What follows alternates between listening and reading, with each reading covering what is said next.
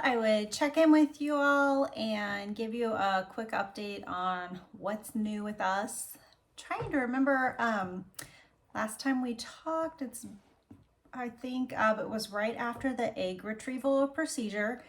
And I had shared that we got a call from the doctor. They had retrieved 18 eggs and only 5 of them were good enough to fertilize. So they did the ICSI on that, and one died off right away. So there was 4. And then after the week wait, obviously it's pretty normal to have quite a few of them die off or not last the size like they're supposed to. So we wound up only having 1 embryo at the end that we sent off for genetic testing. As far as the embryo itself, the lab in our fertility clinic said that it looked like a really good embryo, and so they had sent it off, and we finally got back the testing, found out that the embryo was actually a complex abnormal, so it was not considered a good embryo. So it was heartbreaking. We also found out that it was a female or a girl embryo, so that kind of puts, a little bit more realism to it instead of it just being like this random biological experiment.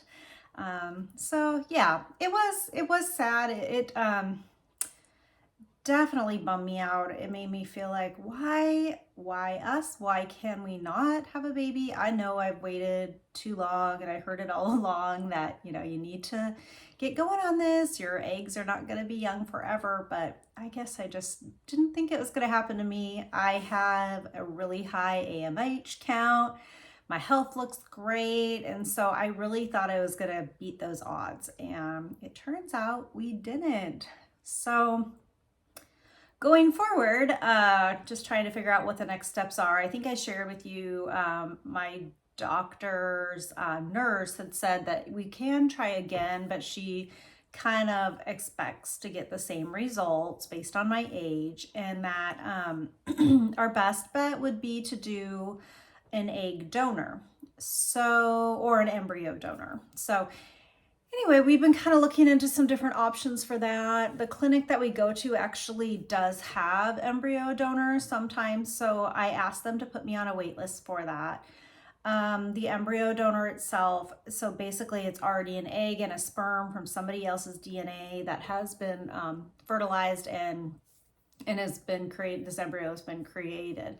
And I was actually surprised to find out that the embryo implantation is a lot less than IVF. So for us, that is a viable option.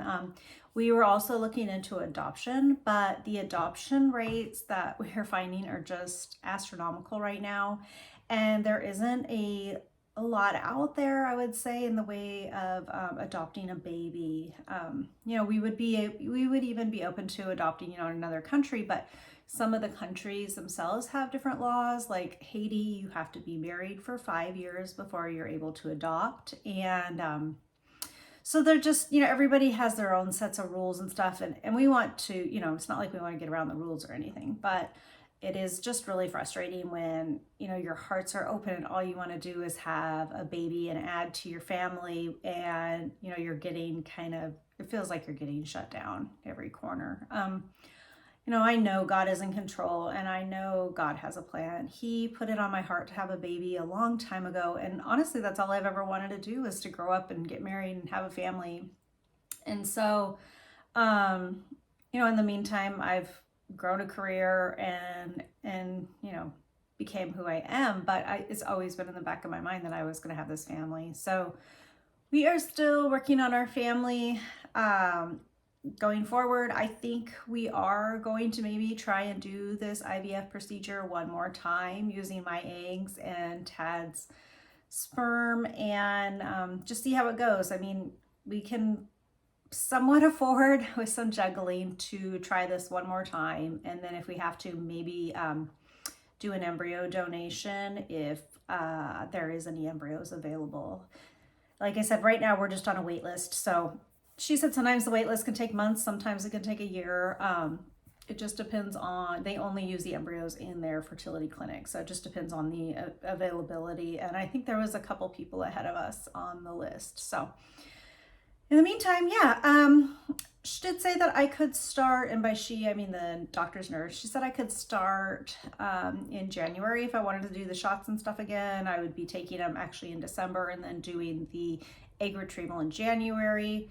And then March would be the implantation if we had an egg, or an embryo, excuse me, to implant.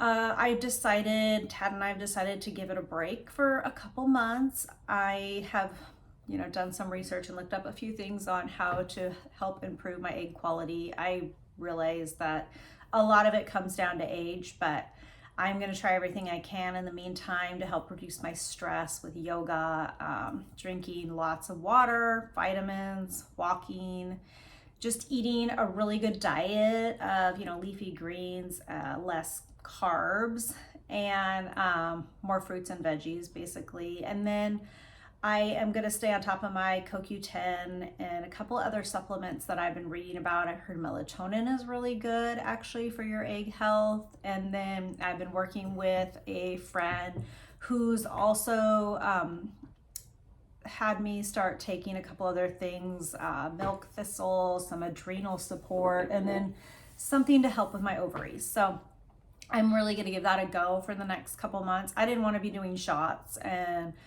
worrying about that over Christmas. So basically I'm going to start January 1st and just really, hopefully give this a good go for getting my body back into shape and feeling its best, so that I know I gave it its best possible chance.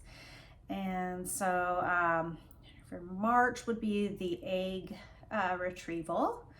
And May would be the implantation, if there is one. So fingers crossed, all the prayers, whatever you guys believe in, I would really, really appreciate the support. So yeah, I think that's it. I just wanted to give you a quick update. We're hanging in there. We're feeling okay about this. Tad is being super supportive and, just whatever I want to do. So yeah, just wanted to put it out there and share with you all. So thanks.